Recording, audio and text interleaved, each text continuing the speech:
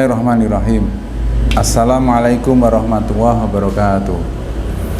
Alhamdulillahirabbil alamin, nahmaduhu wa nasta'inuhu wa nastaghfiruh wa na'udzu billahi min shururi anfusina wa sayyiati a'malina. May yahdihillahu fala mudhillalah wa may yudlil fala hadiyalah. Asyhadu an la ilaha illallah wahdahu la syarikalah wa asyhadu anna Muhammadan 'abduhu wa rasuluhu la nabiyya ba'da. Allahumma salli ala Muhammad wa ala alihi wa ashabihi ajmain, amma ba'du. Bapak-bapak, ibu-ibu, saudara-saudara keluarga besar SD Muhammadiyah Klaten Utara yang kami hormati, alhamdulillah pada kesempatan pagi hari ini kita dapat bersilaturahmi, bermuwajahah, bertatap muka untuk sekedar menyapa sekaligus untuk sedikit memperkenalkan diri, memperkenalkan satu profesi yang sampai saat ini saya jalani. Mungkin perlu diperkenalkan bahwa saya adalah Muhammad Yusuf. Saat ini berprofesi sebagai seorang penghulu atau kepala KUA, atau mungkin bahasa yang sederhana masyarakat mengenal adalah Pak Naib, orang yang bertugas untuk menikahkan seorang calon suami dan calon istri, atau mencatat pernikahannya dari seorang calon suami maupun calon istri. Bapak-bapak, ibu-ibu, keluarga besar SD Muhammadiyah Klaten Utara yang kami hormati, saya menjalani profesi ini sejak tahun 2005. Berarti sudah sekitar 16 tahun saya menjadi seorang penghulu atau seorang naib. Banyak suka duka yang saya alami ketika saya menjadi seorang naib atau penghulu ini. Tapi yang jelas profesi ini sangat saya cintai karena dua hal. Satu, ini adalah ma'isyah atau pekerjaan yang insya Allah menjadi rezeki halal bagi keluarga kami. Kemudian yang kedua, profesi menjadi naib atau penghulu itu profesi yang sangat syarat sekali dengan media dakwah. Di sana ketika saya berhadapan dengan calon pengantin, baik putra maupun putri, kemudian berhadapan dengan wali, berhadapan dengan keluarga, berhadapan dengan saksi, banyak hal yang bisa saya sampaikan kepada mereka. Bagaimana agar bisa menjadi keluarga yang baik, bagaimana agar bisa menjadi sosok suami yang baik, sosok istri yang baik, sosok keluarga yang baik, menjadi orang tua yang baik. Itu hal-hal yang hampir tiap hari kita sampaikan kepada calon suami, calon istri, maupun mereka yang baru saja menikah. Bapak dan ibu yang berbahagia, coba bayangkan kalau tiap hari kita berkutat dengan hal-hal yang insya Allah positif seperti ini, maka kita sendiri pun, keluarga kita itu insya Allah juga akan dinaungi dengan energi positif. Energi yang hampir tiap hari kita tebarkan kepada mereka akan feedback, akan kembali kepada kita juga dengan energi positif yang akan melingkupi keluarga kita. Maka saya sangat mencintai profesi ini, profesi yang sekaligus menjadikan saya berkecimpung di dunia dakwah. Tapi tentunya profesi sebagai seorang naib, sebagai seorang penghulu ini tidak dengan serta-merta bisa saya dapatkan. Butuh sebuah perjuangan yang berat, karena untuk menjadi seorang naib, untuk menjadi seorang penghulu ini prasyaratnya banyak sekali. Satu, minimal kita punya kompetensi. Kompetensi itu adalah syarat minimal. Syarat minimalnya pertama harus bisa baca Al-Quran lancar, Bapak Ibu. Ini syarat yang pertama. Syarat yang kedua, menguasai keilmuan yang mendukung untuk menjadi seorang naib. Syarat yang ketiga, menguasai keilmuan tentang munakahat atau fikih pernikahan, bisa berkembang tentang fikih ahwalus sahsiyah atau hukum perdata, kemudian juga berkembang dengan fikih mawaris atau ilmu tentang kewarisan. Bapak dan Ibu yang berbahagia, bisa Bapak Ibu bayangkan, kompetensi menjadi seorang penghulu ini banyak sekali, dan bahkan bisa dikatakan tidak main-main dalam tanda kutip ya. Maka apa yang alhamdulillah saya capai pada kesempatan hari ini adalah buah dari sebuah perjalanan panjang yang saya dapatkan ketika saya kecil. Saya ingat betul bagaimana ketika orang tua saya mendidik saya untuk concern, untuk belajar yang rajin di bidang agama dan bidang umum. Jadi memang profesi saya ini mensyaratkan menguasai dua pokok ilmu. Satu ilmu umum, yang kedua juga ilmu agama. Maka orang yang hanya menguasai ilmu umum saja itu kompetensinya kurang untuk menjadi seorang penghulu. Nah, ketika saya kecil, bagaimana orang tua saya itu mengajari saya untuk membaca Al-Quran sejak dini. Jadi prasyarat mutlaknya itu adalah bisa membaca Al-Quran sejak dini. Karena membaca Al-Quran yang dilatih sejak dini itu akan menghasilkan kualitas bacaan yang baik. Bapak Ibu bayangkan, kalau hampir tiap hari kita menyampaikan khutbatun nikah atau khutbah qobla nikah yang harus kita sampaikan dengan bahkan dua bahasa. Yang pertama adalah bahasa Arab, yang kedua ada bahasa Indonesia. Ini membutuhkan penguasaan yang cukup untuk menguasai bacaan-bacaan Al-Quran. Maka akan kelihatan timpang kalau nanti ada naib atau seorang penghulu yang tidak bisa menguasai bacaan Al-Quran dengan baik. Maka prasyarat. Maka kalau kita ingin anak-anak kita, keluarga kita, saudara kita itu untuk besok bercita-cita menjadi seorang naib atau seorang penghulu, maka sejak kecil harus diajarkan membaca Al-Quran yang baik. Itu prasyarat yang pertama. Kemudian yang kedua, sejak kecil juga dibiasakan untuk belajar agama, baik dengan belajar agama yang bersanad, artinya dengan datang kepada ustadz, dengan datang kepada kiai, atau dengan di sekolah-sekolah baik formal maupun non formal, maupun secara otodidak, belajar dengan membaca, belajar dengan, kalau sekarang banyak media-media sosial ya, dengan Facebook, dengan YouTube dan lain sebagainya. Intinya adalah pengayaan pengetahuan, karena pengetahuan agama itu tidak bisa serta-merta bisa didapatkan. Itu harus melalui proses yang panjang, harus melalui pengajaran yang panjang, harus terjadi internalisasi di dalam dirinya agar ilmu itu kemudian secara otomatis tersimpan di dalam benak kita masing-masing.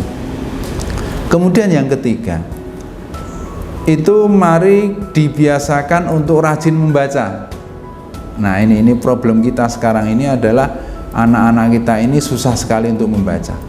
Kalau kita ingin mencapai sebuah target jangka panjang, maka sejak dini mari kita biasakan anak-anak kita itu rajin membaca. Rajin membaca buku-buku. Mungkin kalau anak kecil sekarang belajar buku cerita dulu, cerpen dulu. Tapi ingat, cerpen-cerpen atau cerita-cerita yang punya kandungan positif. Bisa cerita nabi, cerita sahabat, atau cerita umum yang ada nilai-nilai positifnya. Bagi anak-anak kecil kita ajari membaca ilmu, buku-buku ilmu pengetahuan mungkin agak berat ya. Maka belajarnya itu harus melalui cerpen. Cerpen ini kan menarik sekali, akan memancing imajinasi dari anak. Nah, nanti imajinasi ini akan kemudian berkembang menjadi pengetahuan. Nah, minimal ada 3 prasyarat itu yang harus kita siapkan agar anak-anak kita bisa mempunyai ilmu pengetahuan yang baik. Nah, itu dipupuk sedemikian rupa. Kemudian pemilihan sekolah, saya ingat betul orang tua saya itu memilihkan sekolah saya ketika di SMP, dari SD itu dulu belum banyak SD unggulan ya, bahkan bisa dikatakan tidak ada. Dulu itu baru ada SD negeri. Saya SD negeri.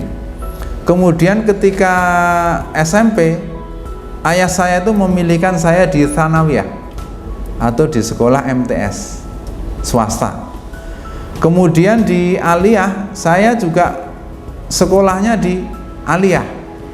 Jadi saya tidak ambil di SMA, SMK tidak, tapi di Aliyah. Kemudian kuliah, juga saya kuliahnya itu di IAIN atau UIN. Saya ngambil jurusan fikih atau jurusan syariah.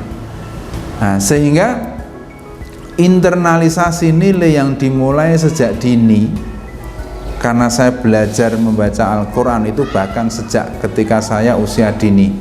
Ketika di SD itu sudah banyak belajar Al-Quran, karena kebetulan kampung kami ini adalah kampung santri yang banyak sekali majelis-majelis ilmu Al-Quran. Jadi ini memilih sekolah itu penting sekali. Kenapa? Karena kalau sekolah yang kita pilih itu tidak sesuai atau tidak mendukung dengan apa yang kita cita-citakan atau dengan apa yang anak kita cita-citakan, itu nanti hasilnya juga tidak seperti yang kita harapkan. Seperti contoh yang saya alami saja, ketika lulus SD ambilnya adalah MTS, kemudian Aliyah, kemudian IAIN. Setelah lulus alhamdulillah bisa tercapai menjadi seorang naib atau penghulu. Jadi bapak dan ibu yang berbahagia,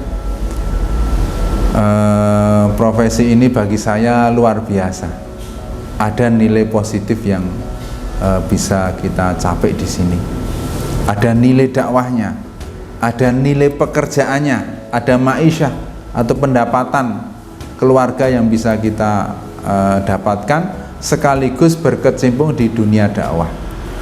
Jadi prinsipnya semua pekerjaan yang halal itu adalah ibadah. Tetapi tidak semua pekerjaan punya nilai dakwah. Ini yang membuat saya cinta sekali dengan pekerjaan saya ini. Hampir tiap hari saya berhadapan dengan masyarakat yang saya punya pretensi untuk memberikan nilai-nilai positif, mengajarkan, bahkan mengajarkan sholat. Karena ya maaf ya, banyak sekali ada calon pengantin yang kadang ya tidak banyak ya, mungkin adalah calon pengantin yang belum melaksanakan sholat. Saya kasih tahu, salah satu kunci keluarga sakinah itu sholat yang harus dijaga. Maka ketika saya sampaikan kepada mereka, Mas, Mbak, kamu ingin keluarganya baik? Tidak. Ingin, Pak.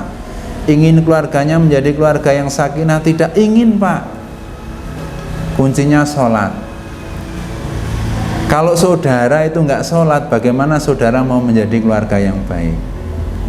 Saya tanya lagi, ingin anaknya menjadi anak yang baik? Ingin, Pak. Ingin anaknya menjadi anak yang soleh? Ingin, Pak. Ingin anaknya rajin ngaji? Ingin, Pak. Lah Anda ngaji tidak? Tidak, Pak. Kuncinya itu Anda, Mas. Kalau Anda rajin ngaji, rajin sholat, rajin ibadah, anak Anda nanti akan ikut Anda.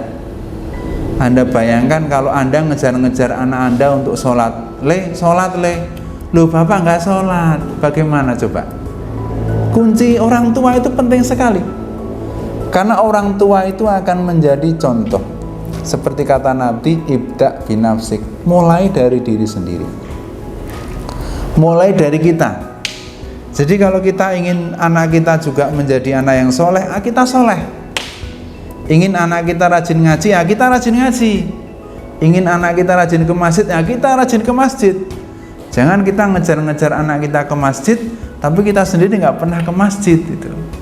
Itu bahkan bisa kena azab kalau omongan yang kita sampaikan itu tidak sesuai yang kita perilakukan. Nah, coba bayangkan Bapak Ibu, hampir tiap hari kita memberitahu orang. Dan kalau posisi menjadi seorang naib penghulu itu, kata-katanya itu maaf ya, bertuah. Nganten kalau mau disuruh mau jadi kamu wali ya? Wali Pak, wali itu syaratnya baik Pak. Kalau mau jadi wali nggak baik itu nggak afdol jadi wali. Sholat nggak Pak? Belum Pak, sholat. Tuh, itu kata-katanya bertuah. Mau jadi wali takut nggak bisa jadi wali, langsung rajin sholat itu. Nah, itu luar biasa Pak. Mau jadi saksi, saksi syaratnya la nikaha illa biwaliin wa syahidaini adlin. Tidak ada pernikahan kecuali dengan wali dan 2 orang saksi yang adil. Nah, adil ini menurut ulama dia harus melaksanakan ajaran agama dengan baik. Maka wali kalau nggak sholat suruh sholat, manut mereka itu Pak. Jadi kata-katanya bertuah.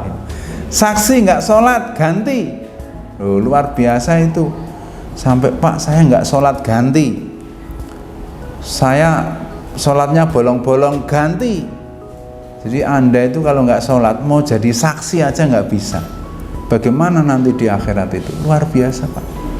Jadi kadang kita jadi profesi ini juga dakwah kita manjurnya itu di situ Pak. Insya Allah manjur karena mereka nggak mau jadi wali yang harus rajin sholat dulu agar apa? Bisa jadi wali. Takut nggak bisa wali, nggak bisa jadi wali itu. Takut nanti nggak bisa menikahkan anaknya akhirnya rajin sholat. Nah, semoga dengan seperti itu mereka akan jadi rajin betul menjadi sholat. Termasuk yang saya sampaikan tadi, seorang anak muda mau jadi seorang ayah kok nggak sholat, mau jadi keluarganya sakinah ya sholat, ya insya Allah mereka akan mengikuti. Maka kalau bapak ibu pengen anak-anaknya berprofesi seperti kami, menjadi penghulu yang bekerja sekaligus berkecimpung di dunia dakwah, nah marilah sedikit kiat-kiat yang saya sampaikan tadi mari kita coba jalankan Pak. Coba nanti anak-anak diajarin dengan ilmu agama yang baik sejak dini, diajari dengan membaca Al-Quran sejak dini. Kemudian nanti memilih sekolahnya jangan keliru Pak. Kalau kita sudah punya cita-cita yang mulia terhadap anak-anak kita, coba nanti SMP-nya setelah lulus dari SD Muhammadiyah Klaten Utara ini, nanti kita pilih SMP yang juga bernuansa Islami. Bisa MTS, bisa MTS negeri atau swasta, bisa juga di SMP swasta, SMP Muhammadiyah dan lain sebagainya, silahkan. Nah, ini adalah upaya usaha kita agar nanti anak-anak kita itu seperti yang kita inginkan, dan semuanya entry point-nya itu adalah agar keluarga kita itu menjadi keluarga yang sakinah. Anak itu adalah qurrata a'yun. Apa? Penyejuk mata, penyejuk jiwa. Kalau anak kita itu soleh, keluarga kita bahagia, keluarga kita tenang. Begitu Bapak Ibu, demikian mungkin sedikit yang bisa kami sampaikan. Kami juga open konsultasi Bapak Ibu ya. Bapak Ibu yang pengen konsultasi fikih keluarga, konsultasi tentang keluarga sakinah, bisa. Nanti nomor teleponnya, nah ini di sini ini. Mungkin nanti bisa ditulis, bisa japri, bisa atau datang ke KUA. Saya bertugas di KUA Jogonalan. Mau konsultasi di jam kerja silahkan. Kalau malam ya di kantor saja. Kalau malam itu waktunya buat keluarga. Begitu Bapak Ibu, semoga bermanfaat buat saya pribadi, juga buat Bapak Ibu keluarga besar SD Muhammadiyah Klaten Utara. Billahi fisabil haq.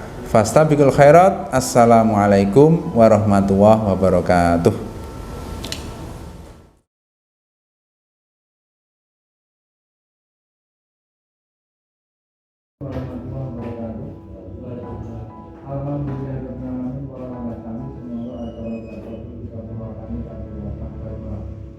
Bismillahirrahmanirrahim.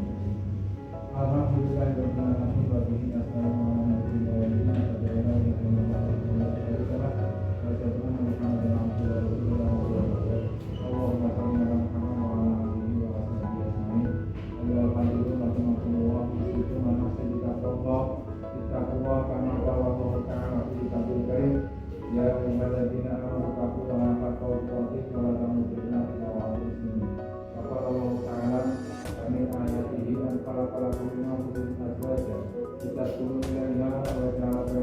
bertambah rahmat. Inna fi dzalika laayatin liqaumin yatafakkarun. Qala Nabi sallallahu alaihi wasallam, "An-nikāhu min sunnati, faman ladzi fa'ala sunnati falaysa minni." Alhamdulillahirabbil alamin. Aku lupa ya astagfirullah wa atubu ilaih. Semoga sesarengan keluarga yang maaf sifat kepada dengan maafnya. Astagfirullahaladzim, astagfirullahaladzim, astagfirullahaladzim. Asyhadu an la ilaha illallah wa asyhadu an la ilaha illallah wa asyhadu anna Muhammadar Rasulullah. Bismillahirrahmanirrahim. Ya saudara Ridho Hadian Sangkutan, saya menikahkan dan saya kawinkan Anis Sobiro binti Bapak Sri Wilopo dengan engkau yang beliau sudah wakilkan kepada saya dengan mas kawin seperangkat alat sholat dan uang 100.000 rupiah dibayar tunai. Saya terima nikah dan kawinnya Anis Sobiro binti Bapak Sri Wilopo dengan mas kawin tersebut dibayar tunai. Mas saksi itu? Sah. Alhamdulillah.